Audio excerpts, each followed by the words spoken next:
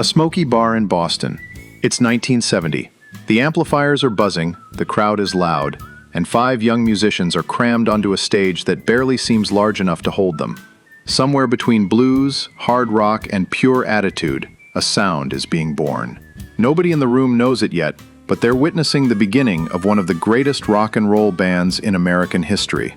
This is Tunes Through Time, and today we're climbing aboard the wild, unpredictable, and often unbelievable ride of Aerosmith. Some bands become successful, some become famous. Aerosmith became rock and roll survivors. The story begins when vocalist Steven Tyler met guitarist Joe Perry in New Hampshire. The chemistry between them was immediate. Add guitarist Brad Whitford, bassist Tom Hamilton, and drummer Joey Kramer, and the classic Aerosmith lineup was complete. By 1973, the band released its self-titled debut album, introducing listeners to a little song called Dream On. At first, it wasn't a massive hit, but over time, it became one of the most recognizable rock ballads ever recorded. And that voice. Steven Tyler didn't sing songs, he attacked them. He stretched words, screamed lyrics, and somehow managed to sound like a blues singer, a rock star, and a carnival ringmaster all at the same time.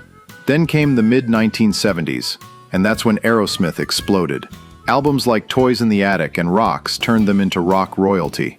The hits came in waves: Sweet Emotion, Walk This Way, Back in the Saddle. Their music was dirty, bluesy, loud, and impossible to ignore.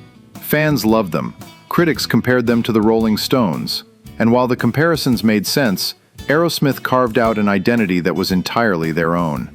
But success came with a price. The late 1970s nearly destroyed the band.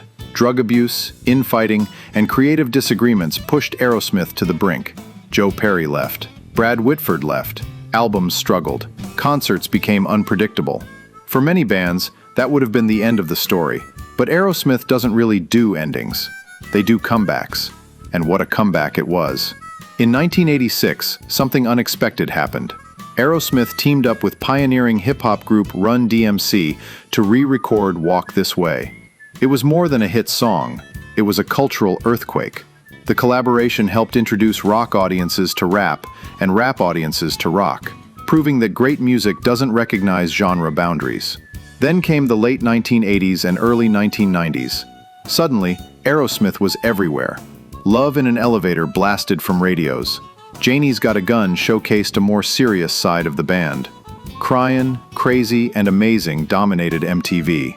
And then, in 1998, they released one of the biggest songs of their career, I Don't Want to Miss a Thing. The power ballad from the film Armageddon gave Aerosmith its first #1 hit. Think about that for a moment.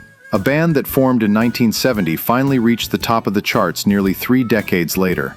That's not longevity, that's endurance. Through the years, Aerosmith became known as America's greatest rock and roll band, and it's hard to argue with the title. They sold more than 150 million records. They influenced countless musicians. And they proved that sometimes surviving the storm is every bit as impressive as creating the music itself. Because Aerosmith wasn't built on perfection, it was built on resilience, on second chances, on refusing to quit. Today, when those opening notes of Dream On begin to play, they carry more than just a melody.